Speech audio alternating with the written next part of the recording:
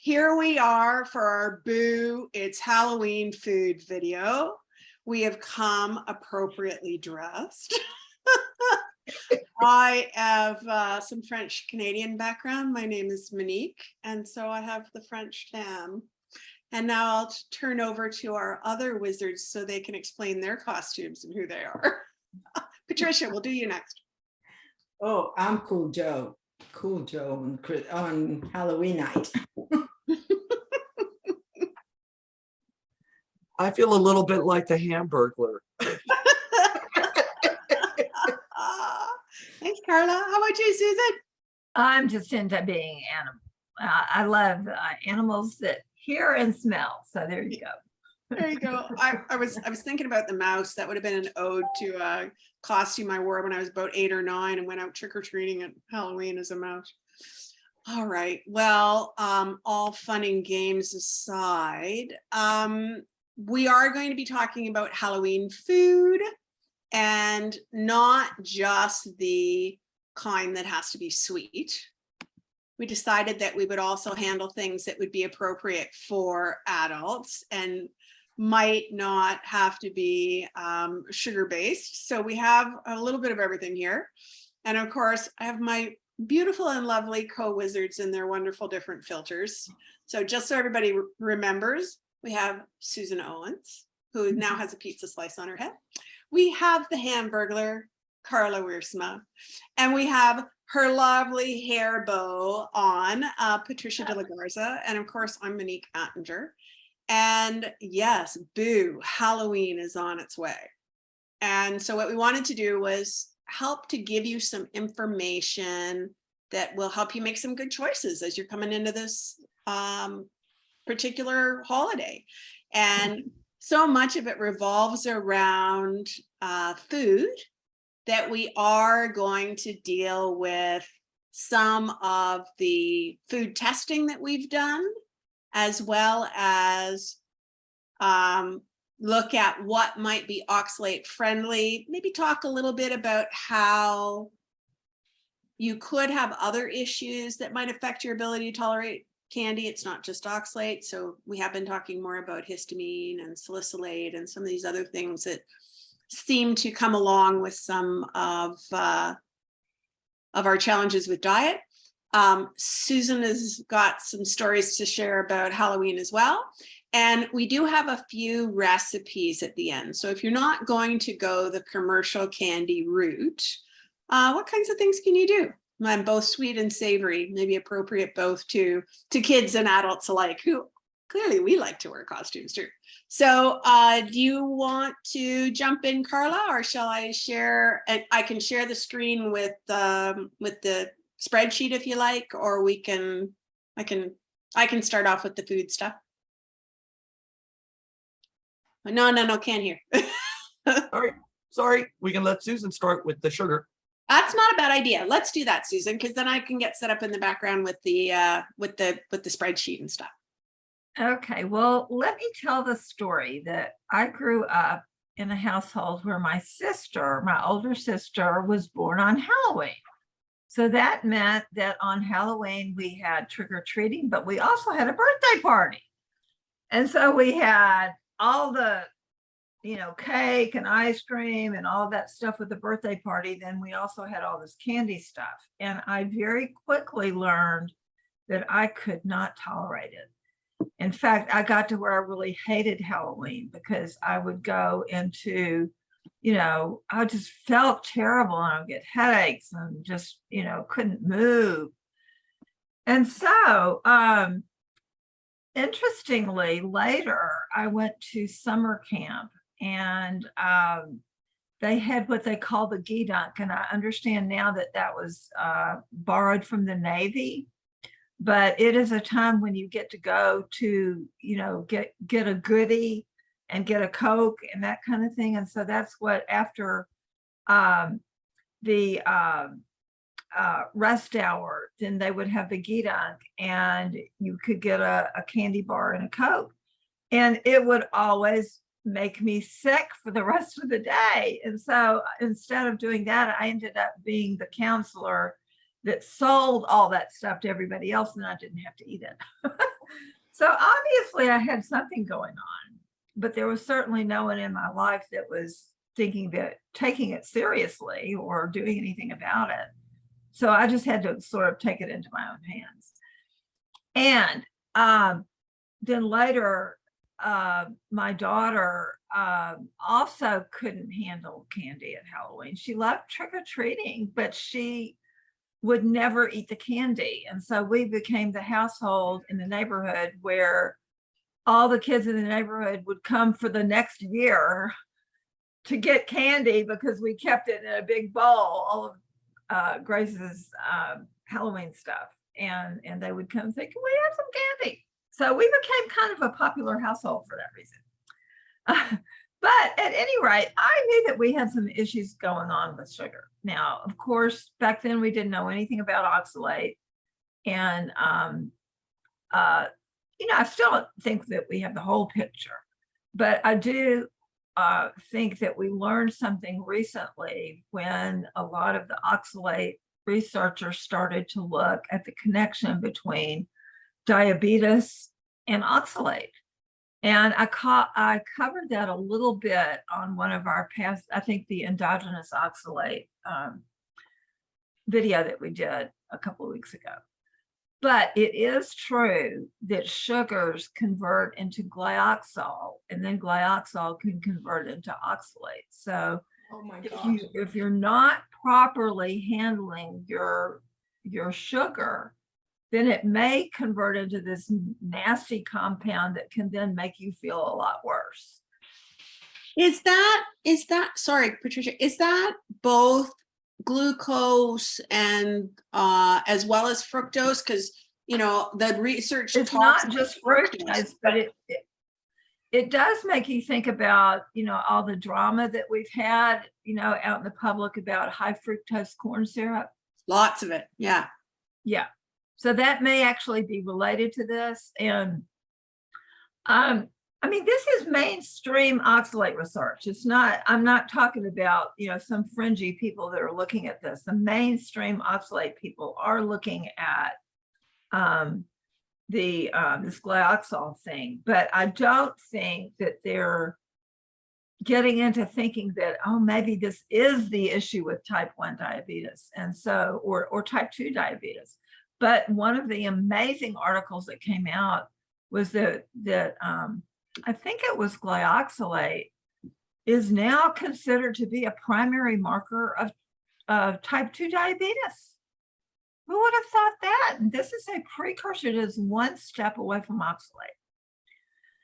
And so for this reason, I want to tell people that if your child is like not getting with the program, doesn't like the candy, doesn't want to eat all this stuff, but they love trick-or-treating, go with the flow and, let them do the costumes and the this and the that and the other. But don't be surprised if they're given a choice of eating broccoli or eating sugar, if they decide to eat the broccoli or the something else that is around there. I'm amazed, Susan. That's me. That's me. Really? I think I've probably eaten birthday cake, for my birthday, probably 3 times.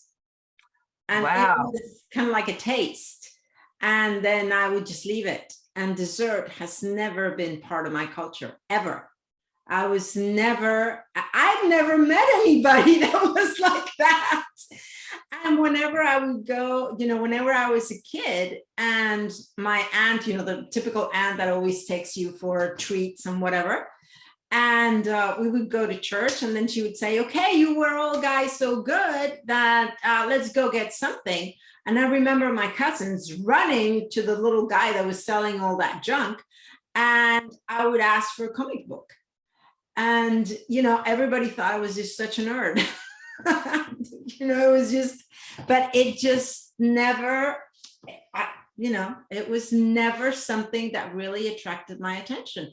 And then when I had kids, one of the things that I did for Halloween and for Three Kings, or Reyes Magos, which is like the big thing on the 6th of January, where there's tons of candy thrown out on the streets in Barcelona, it would be an exchange. So they would get all of this and they would not be really related to the thing. And since they saw that I was not having any, I would say, well, I'll exchange all of that for, new colored pencils or Lego pieces or special, Playmobil bits or whatever.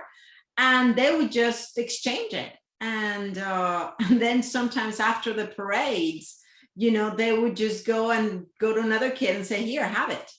And I never thought that was a thing. I thought that was, just the way we were raising them. I'm amazed. Well, and see, we did an exchange thing here, but we did it all year long because I was, school, once my kids were in school, was so much different than when I was in school because I was an older mom. And they would do so many of these things at school where a kid would get a cupcake or a whatever, right? Birthday parties. Yeah, birthday parties at school, or, they had cinnamon hearts on Valentine. There seemed to be candy every bloody month. Anyway, that said, they would come home and I had low sugar white chocolate that they loved. So they just were very happy to trade in whatever they got at school, and they got this white chocolate. And that might be another strategy. Like that leads in really well to the whole Halloween thing, because my kids went out trick-or-treating, and I think Karla is going to tell the same story, would bring their stuff home. And then they knew the deal was that I would go through it and they could keep some of it and they couldn't keep other of it because it was too high oxalate. But I said, you can take whatever people offer to you. We'll donate the rest at, church or at us to one of the social groups in town or whatever. But, you're not going to be eating that. And then because my kids didn't have the salicylate issue that some people's kids do, I kept rockets, which are not health food either. We're not saying any of this candy's health food, but that's what they would trade for that, or they would trade for the low sugar white chocolate. And I kept the rockets as kind of a special thing for Halloween. So, you don't have to give up everything that's fun about Halloween. I, as an adult, absolutely love being able to go out in a costume and just have some fun. And, but I'm not necessarily going to be eating any of the Halloween food until we start talking about some of the savory stuff that Karla and I were talking about in prep for this particular meeting. Karla, your turn. I was like my mother, the bank. And we would go trick-or-treating as kids. We would give all the stuff to her and she would dole it out. You could, and maybe it was once every couple of days we would get a packet of something. So, mine would go out trick-or-treating. I won't say that he's not a sweet tooth, but he never complained about, me taking the Reese's Pieces or the M&Ms or any of the chocolate bars. It was just understood that, he wasn't going to have them. And half the fun was him just being able to go up to the door in a costume and get the treats. But he would bring them home. All the stuff that he couldn't have would get donated. He had salicylate issues. So things like Skittles and Starbursts, those things tended to aggravate those issues if he had too much of it. So I was the bank and the candy stayed with me. And every once in a while I would, here, have a packet of Skittles, you're good to go. You're not going to have any more of those today. Well, but those are lower oxalate things. Again, not health foods. Yes. And obviously you can be triggered for other reasons, but yeah. Yes. We And would if also they're go coming in a little bitty, packet like that, they're not going to get that much. Yeah, it's the measured dose, right? To some degree, we find the same thing here, is that you're getting a little packet of something. You're getting a mini chocolate bar or a mini something, right? Yes. And so it couldn't go hog wild. couldn't go hog wild. And I would say I would let them keep something that was like a mini chocolate bar that was a bounty, where it's just coconut inside and there's a little bit of chocolate wrap and it's a small serving. So that might be the kind of thing where I would keep it and I'd say, here you go, once every couple of or 3 days, so that it, they weren't overdoing it all the time. But serving size makes a difference, right? For those who are really interested, if you want to sit down and figure out your oxalate per M&M and then count them out, if your kid is really going to enjoy that, or maybe you put it on top of a muffin or something, right?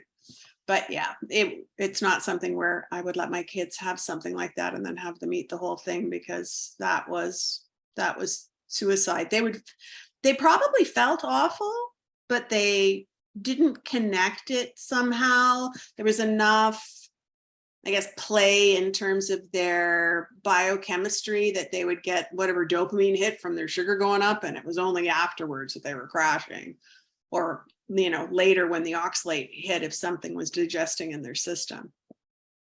And I think Halloween is all about the fun. I mean, yes, it's the candy, but I think you can exchange the candy with fun little things. Some of the ideas that they're going to show you are just awesome. But I think it's all about the fun. So if you really put, your time and your money on decorations and creepy sounds and, handing out stuff for other kids and just doing a great costume, or maybe going out as a family, all those things create a lot of memories that don't have to necessarily be linked to something that you're missing. And if you say, well, we're going to have this great food afterwards, or we're preparing like treats that are funny looking, like the witch's fingers and things like that. I mean, that food can be a lot of fun without being bad for you. And so, I think we just have to take the whole Halloween thing as a whole, it's not just about the candy. Yeah, so let me take a moment. I'm going to share my screen. We can continue to talk with this, but I want to show what we've got in terms of the kinds of things that have been tested that are on the low or the triangle oxalates group. So I've got a spreadsheet which is set up with these nice little down arrows that you can see at the top of the column, and that allows you to do a search. And so this makes it a lot easier to find the things that are in there. So just for those of you who are having difficulty with just doing a global search in here, there are other ways for you to work with the spreadsheet, which perhaps we can show how you put those arrows up so people will know. This is the process of adding a filter, and I'm not sure. Let me see if I can bring this down so I can, work with it here. I usually work with the actual. Okay, so here's where you see sort and filter. So that's on home. The nice little funnel that you can see there at the top. And I've got filter turned on, and all you have to do is turn that on the top row, and it does the column. So very handy. But what it lets me do then is things like this. I can go into the category, and rather than having to look through everything, right now I've got all the things turned off except for carob and chocolates, as you can see here. I could also probably have commercial food products on, because maybe some of the candies are in there. I'm not sure.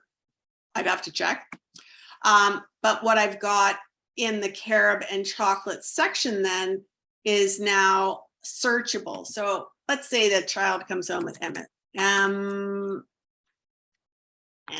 M. And ta-da, there we are. Candies, M&Ms, 20 pieces. So that's a little 1/2 ounce bag, because it's 14 grams, just so that people have the comparison. That's over 10 milligrams of oxalate just in 1/2 ounce. So, a lot of these things are going to be too much if they have too much of it, but it might be doable in this 1/2 ounce serving, especially if you're not yet to the point where you're classically low oxalate. But by and large, when you start looking at things like our friend chocolate, you are going to find that there's going to be a bunch of things that are in that extremely high category. We've got here a 2.8 ounce Hershey bar, almost 45 milligrams of oxalate in there. If you get into things like dark almonds, this second entry here on the screen, 2 candies, it's not even a full ounce, 75 milligrams of oxalate. So, you know, Halloween can be fraught because of these things. So really, you know, ideally, what we're doing is starting to move our kids away from stuff like this. Look at this, carob chips, a 1/4 cup, which is not much, almost 60 milligrams of oxalate. So ideally, we're starting to introduce our kids into other kinds of things, which are going to give them lower oxalate options. The first thing here is a coconut milk caramel. 1 caramel, less than 1 milligram of oxalate. So we used to do things like this where we would either have caramels, you know, hard candies where you're going to tend to be lower oxalate, things where you can have kind of a more reasonable serving and not have to worry about it as much if you're going to indulge in these kinds of things. And one thing that Karla and I talked about as we were getting started here too, was the fact that I kept individually packaged serving size of caramels that were milk chocolate covered. There was only 1 in the little pack.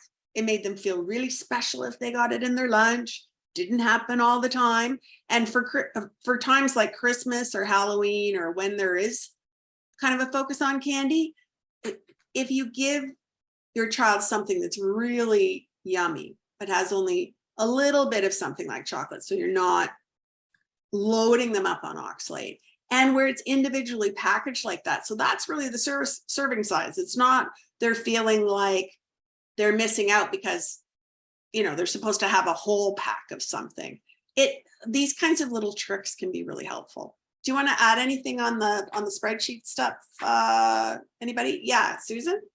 It's on the spreadsheet stuff, but I'm saying, okay, you're having a party and you're inviting a whole bunch of little kids. You don't even know who they are. Okay.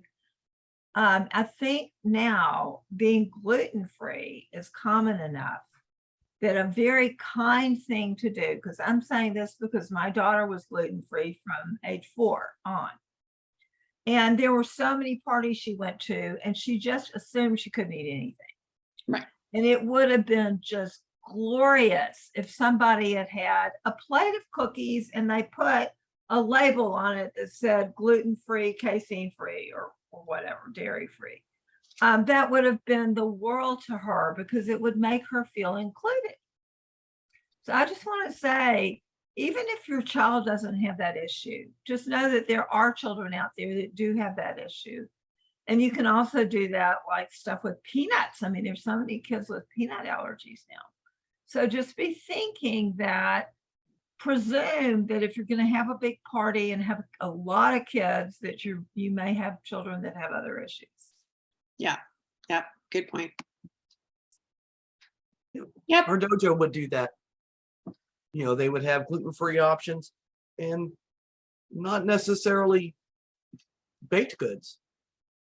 You know, we did have members that were in our dojo that were also gluten-free, not just my kid, but they had, you know, gluten-free options, you know, some cookies, and I would have to look at the ingredients because not all of the gluten-free options are exactly low oxalate.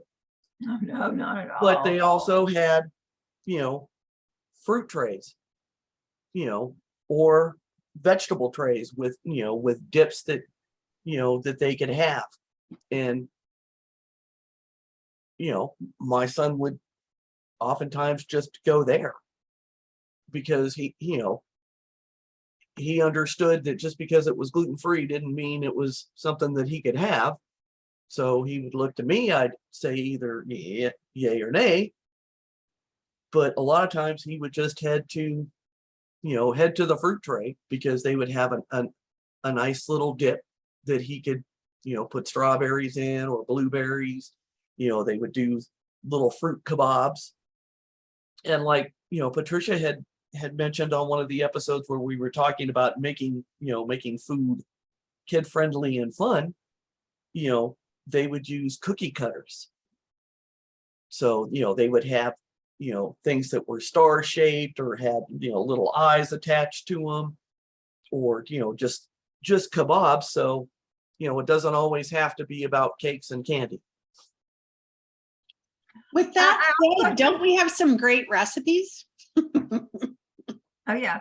I just also wanted to throw out just for your label looking, and you've probably talked about this before, but we just need to be hearing this stuff over and over again. If you're looking at, if your child is at a party and trying to figure out, is this food okay? You want to know if it has quinoa, amaranth,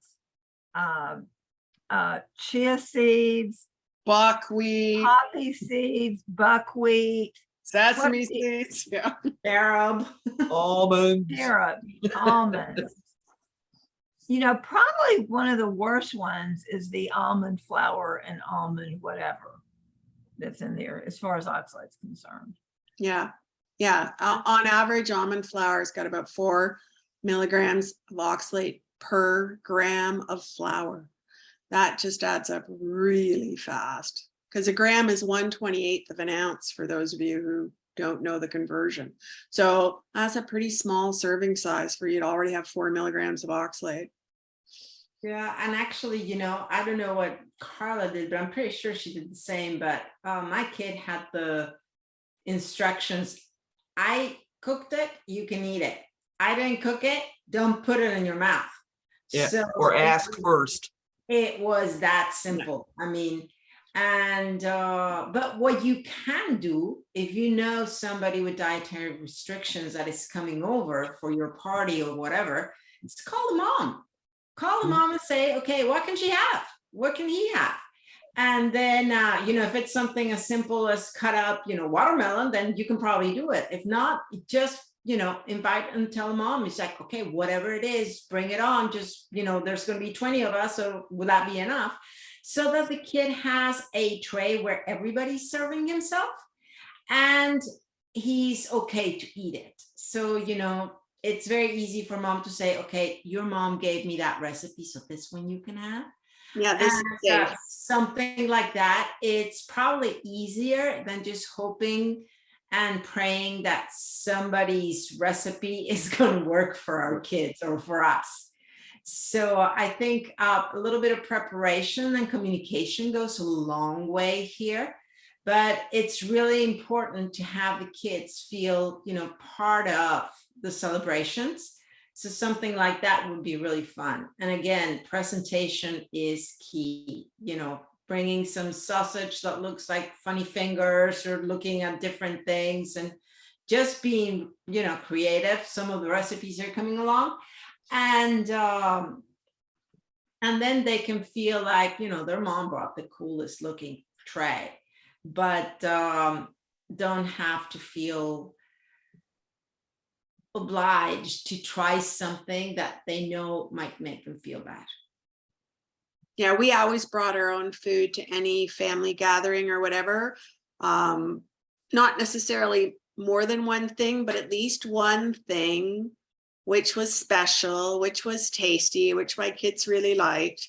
And that if there was nothing else there for them to eat or for me to eat, we knew for sure that we had X, whatever that was. And lots of time it would be some version of a charcuterie tray or whatever, where you've got a bunch of little bits and pieces so that it is fun as well. And that if other people want to eat from it, that's great because you've brought enough to share. So yeah, it's a great strategy. Yep. Okay, Karla, do you wanna share some recipes? Sure.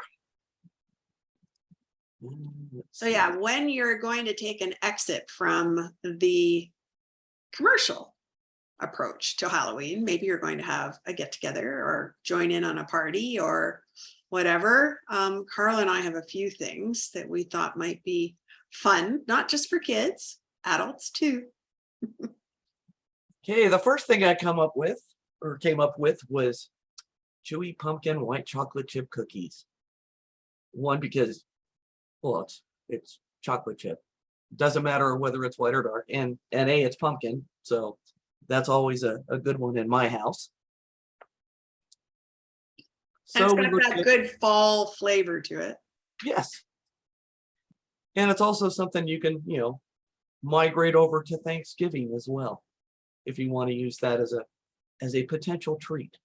Mhm. So it's what I ended up doing. Instead of using just a pumpkin puree, I looked at a pumpkin pie mix, which has the spices already in it. We already know what, the oxalate level is actually not too bad. And it's also got the sugar. So one of the things that I was able to do was bring the brown sugar and the amount of sugar used down. So, it's not low sugar, but it's lower than the traditional recipe. So a cup of butter, dairy-free substitute, you're basically talking nil oxalate there. Brown sugar, and egg yolk. What you do with the white, I don't know, but you can figure out something for it. Vanilla extract, your pumpkin pie mix, and an all-purpose, at least in our house, a gluten-free flour. And Betty Crocker's got a white flour blend, white rice flour blend that's actually lower than Orgran, which is what I normally would use, but this lowers it a little bit. And a little bit of salt, 2 cups of white chocolate chips, not too bad. You end up with a 50 milligram for the entire recipe, but because it makes 2 dozen, you end up basically 2 milligrams of oxalate per cookie. If you decided to go sugar-free, that would lower, you could get rid of the basically 16 milligrams of oxalate from that recipe by just using something like Lakanto or maybe even like a Trevia, which is a stevia mix that might lower it even more. So that's that's an option. My second was more kind of for me because I'm keto. I'm doing a keto diet, so basically most of the baked goods are not on my menu, but I still might want a little bit of a treat, so I went with pumpkin spice fat bombs. And this one is dairy free, but you could essentially use cream cheese if dairy isn't an issue. And this would work. And so you're using coconut oil, a couple tablespoons of coconut cream, or they call it coconut manna, a little bit of molasses, so it's not sugar free, but it's pretty darn close. You're not getting that much from molasses. Vanilla extract, a little bit of pumpkin puree, and you could use Lakanto or you could use liquid stevia. The original recipe used essential oils, but I haven't found essential oils to be all that great for a recipe like this. It's great for other things, but not in this kind of way. And so I have a pumpkin spice blend that's on the Facebook group that I use, and that works fine. You could put it in all types of candy molds, which is basically what I do. And we have little pumpkin molds, we have like the Hershey's cup molds. So, there's lots of ways that you can present it, in a way that, fits the season. And So what I'll is the jump in text- on, oh, sorry, go ahead, Susan. What's the texture of it when it's solid? What the best way to put it is, it's not like a hard candy. It's kind of melt in your mouth. So, maybe like a butter drop. Okay, It's very smooth. cool. And before we go on to something else, I just wanted to add that I've also used essential oils for flavoring. They can be great depending on the application, but use probably a lot less of them than you think you need to use. If you overdo essential oils for flavoring, your food will taste like it has perfume in it. It is not a good taste. I have kind of a sensitive palate and I can pick that up pretty quick if I've used too much. One of my children won't notice and the other one is just as offended as I am if it tastes like perfume. So just be careful with how much you use. And I'll add that we tried using essential oil drops in a pumpkin pie recipe where the recipe had to set. So you were cooking it and it was going to set. Well, we ended up with tasty, more like pumpkin pie flavored, like pouring cream that you would drizzle over something because it never set, no matter what. So we had this lovely crust and we had this liquefied thing inside of it and you would cut it and it would sploosh out. And yeah, so it never set. So essential oils have their place, but they're not for everything. So yeah, if you're looking for something to set, just know it probably won't. And if you're using them to flavor, very light touch. Little goes a Now, long way. Is sploosh a Canadian term? My children might tell you that I speak a special dialect of Canadian English. So Just wondering. they've been making fun of me lately because of things that they say to people that they assume the other person's just going to understand and where they get some odd looks. So I suspect there's a dialect of Canadian called Monique. Okay, just wondering. So do we want to move to savory? Okay. Well, yeah, I'll have another fat bomb, but we can backtrack a little. Let's do it. Or no, you can do your fat bomb recipe. Well, okay. That's a good one. I'll throw it up. I'm going to kick you off, Okay. and I am going to eventually anyway. Oh. This will stop. Yes, I want to. Yes. Okay. Here we go. Oh, there. All right. So this is my fat bomb. Again, the idea here is to have something which doesn't have as much sugar, still sort of those fall flavors that we like. And because I also eat a ketogenic diet, this is one that I've played with. You'll notice there's a lot of ingredients here. I'm one of those people who's kind of busy trying to get the right flavor by using a lot of different things until I get the right overlay. And this one, unlike Karla's fat bomb, is going to have a little bit more of chew to it because you're using raw carrot. So it's going to have some texture. You're using shredded coconut. It's going to have some texture. It also uses the coconut manna, though, a little bit thicker than sort of a coconut cream or something like that. Like it definitely has more structure to it, I'd say. And this has a little bit of coconut flour in there. So it does have, I do find this one has a bit of a cakey kind of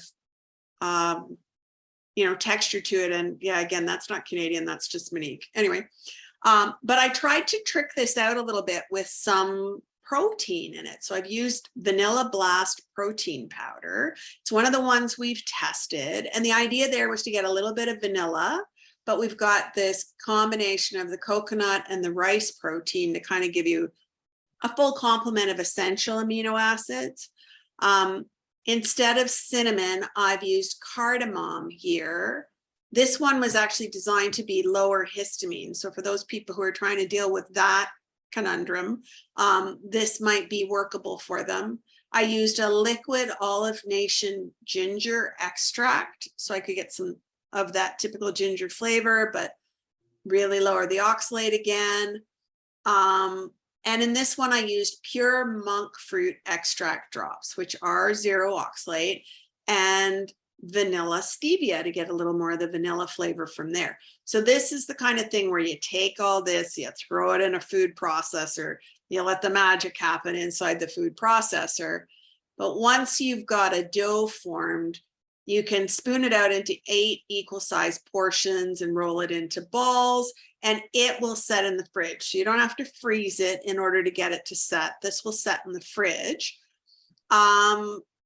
You could press this into molds though as well and have some fun with it in terms of shape in order to, present it better. I have actually seen really tiny little carrot molds. This would be perfect for this one because it's a carrot cake inspired fat bomb. So then you could take it and put like little pieces of green pepper on the top or something to make it look more like it's a carrot with a carrot stem. So you could have some fun with this one. And it's a fairly simple thing to make. And then, if kids like it at other times of the year, they're just carrying it as a little ball. Yeah, Susan. Can you tell us where you get stuff like coconut manna or the different extracts? I didn't put it in the recipe, but that's a great catch. I buy my coconut manna from Tropical Traditions, and they sell it online, and it's very good quality. I really like it. They also sell a shredded coconut, so you can kind of buy all the kinds of coconut things that you see here from them. Growing Naturals is the brand for this Vanilla Blast rice protein. That's from our spreadsheet. Olive Nation has great liquid extracts. They also are online, and you can buy from them online. Their shipping is reasonable because I live in Canada and it's always a bit of a thing to get it over the border, but it's a pretty good deal. Ooh, we have a late arriver. And vanilla stevia drops. I normally buy the Better Stevia brand for that one. So yeah, I could put that into the recipe so that you could be using the brands that I have worked with. And the other way I've done this, if you can handle a little bit more oxalate per individual fat bomb, is I've used either Swerve or erythritol. They have a little bit more oxalate in them, but you can, I would play with adding about the amount to give you the sweetness that you would normally get with the monk fruit. So it might be whip up a batch taste test, and maybe you have to add a little bit more sweetening to it or whatever. And I have had people ask me about things like brown rice syrup or maple syrup, which are, they're using natural sweeteners, but that will have some actual glucose in it. Whereas the one that I've got here does not. And honestly, I was really surprised that it came out so low per each one of these fat bombs, because they're a reasonable size and yet 1.6 milligrams. So even if a kid wanted a couple of them, you would still be fine because you're not adding a lot of oxalate to them. So this was one of my Patricia. recipes. Yeah. Patricia, did you have something? Yeah. Could I share just a really, really simple recipe? Sure. I think it's a lot of fun, and it's just mega simple, because I think some of the people might be finding the ingredients list a bit overwhelming. This one has 2 or 3 ingredients tops. That's it. Nothing else. Okay.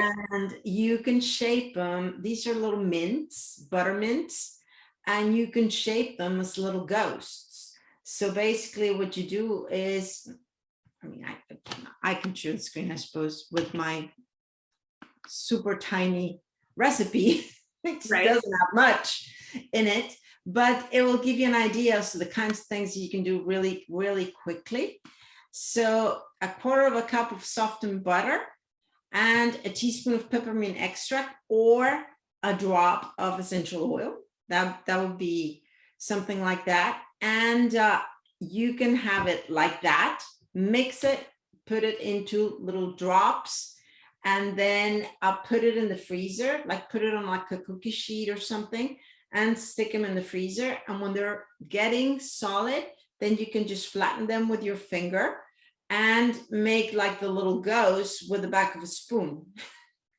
Right. So that's with the icing sugar. So you've just used the butter, And- the peppermint Yeah. extract, and a little bit of icing sugar. Yeah. So simple. Yep. Exactly. Or you can just do it butter and, you know, the mint, or you can do the butter, the icing sugar, and the peppermint extract if you want something that is sweeter. And, you know, for kids, it would be good. And it gives you a little bit more bulk and more powdery type of minty buttermint. And it's the same. You just cut a slice, form the little ghost, you know, with the back of the spoon with a little, you know, waves at the bottom. You can put some, you know, some of those silver little ice or something, and just put them in the freezer, and they're absolutely delicious. The kids find them super fun, and they're mega easy to do. Well, and Have you if ever- you wanted a lower sugar version, you could use powdered erythritol, and Yep. you would probably get exactly the same kind of consistency that you're getting with the powdered icing sugar. Yeah. Have you taken a picture of it, Patricia? Yeah, but they were not, well, actually, I'll post one. If not, I'll make some. I made them at the time, way back when. I didn't have time to make them this time, but I will make them and post a I picture. think that would be helpful. And It's, do you know you could make that for other times of the year and like cut different shapes? Because exactly. You could can put- different shapes. I you used to could put make a lemon essential oil in, you could, or a lemon flavor, or, you know, yeah, that could be really all purpose for many, many different holidays. many times I would just take like little drops and make like Hershey kisses, you know, they were like buttermint kisses, so to speak. And that's what we would have, you know, if somebody wanted a dessert, like I'm telling you, there's no dessert at home from culture, from me. So, but if anybody wanted something mildly sweet, then I would get my little bag of little things and, you know, give them a few. And that would work, you know, in many different things. And you can make them in any shape because it actually becomes like putty. So you can get really creative with that thing. That's wonderful. Yeah, I love that. Okay, So, back to you, Karla. And for those that want maybe something a little bit more savory, let me share Grown-up something here. food, grown-up Well, Halloween. not just grown up. Well, that's true. You know, the Yeah, kids might enjoy this too. that's true. I have deviled eggs 3 ways. And of course, deviled eggs, you know, your basic recipe is, you know, hard-boiled eggs that you've peeled and halved, and you've taken the yolks out, set those aside. You're going to add some mayonnaise, a little bit of yellow mustard, a little bit of sea salt, white pepper, and paprika. You know, that's up to you whether. We're not big fans of it, so, you know, we can have it or not have it. I do sometimes add a little bit of Mrs. Dash, which we have tested. So that can be if you want a little more kick to your deviled eggs. I mean, there's plenty of ways you can play around with it. So we start out with a pumpkin deviled egg. Basically, all you're doing is adding, I'm losing my voice here. Excuse me, a tablespoon of pumpkin puree, mix that in with the egg mixture. And when you pipe it into the egg half, smooth it out, take a toothpick and draw lines, you know, so it looks kind of like a pumpkin. And as you can see, you know, you're talking, you know, basically not even 1/10 of a milligram per egg half. The second one, which is kind of my favorite, is the spider deviled egg. Basically, you take 12 black olives, halve them,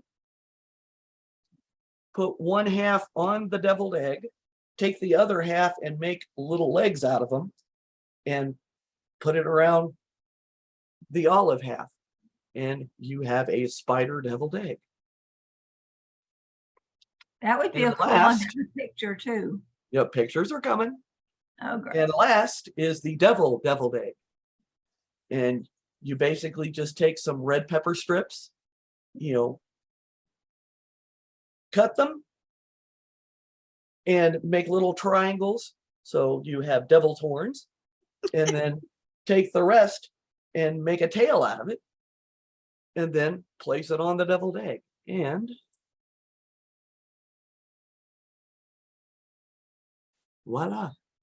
Now the middle one is the pumpkin, which didn't come out, doesn't come out so good, but I loved the spider. And I thought, the little devil looks kind of cute. Those are cute. And this is something, they're all low oxalate. The one with the spiders is a little higher, but again, it's very doable. And my kids would go to town, especially on the little devil ones. And the husband would be, scarfing them spider ones. I'd have to fight them for them. But it's pretty simple. It doesn't have to be, sweet. You can have things that are, that are savory and still have a little bit of fun with it. One of the recipes that I posted on the Facebook group was a pumpkin hummus.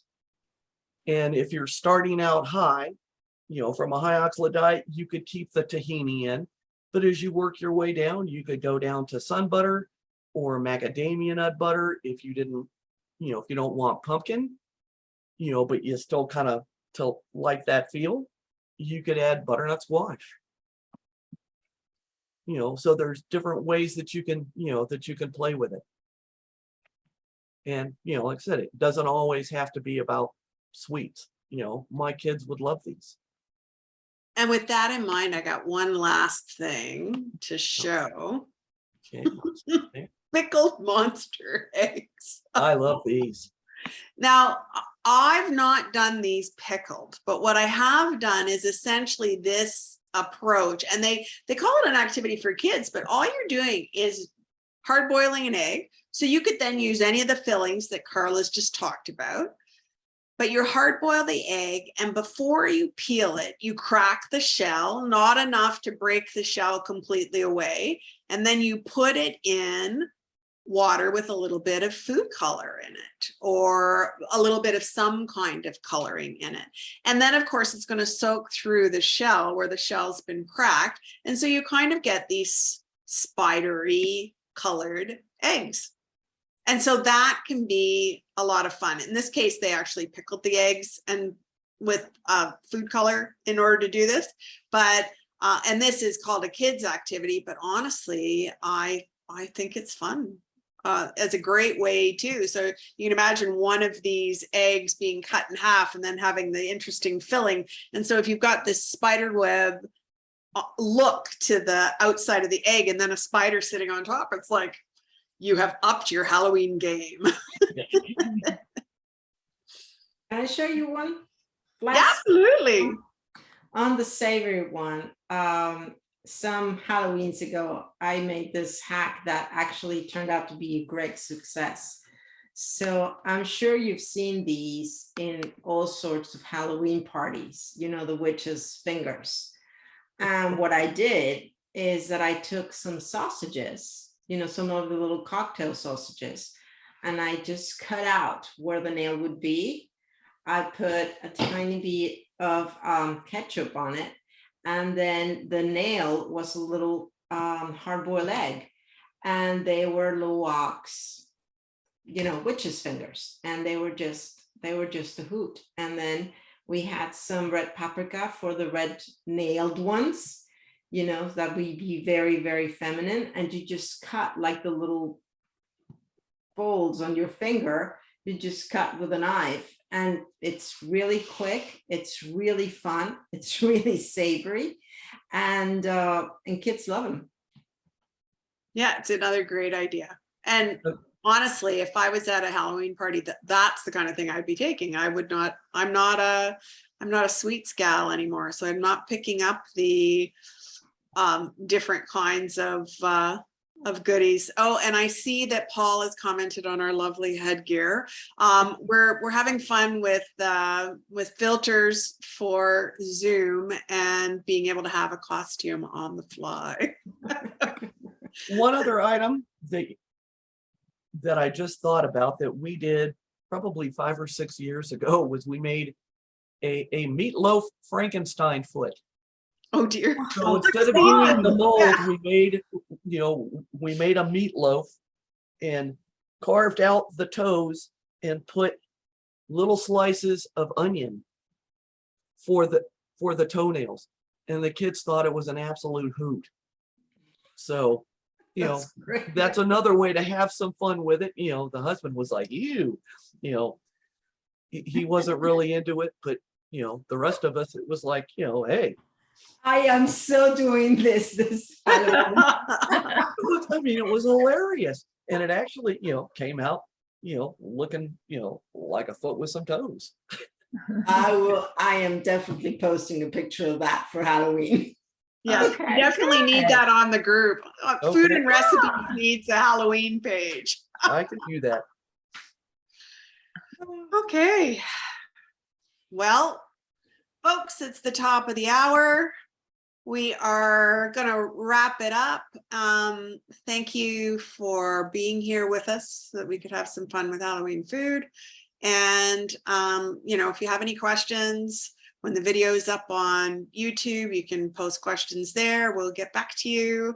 And of course, all 4 of us are around on the Trying the Lock Slates group, so you can find us there.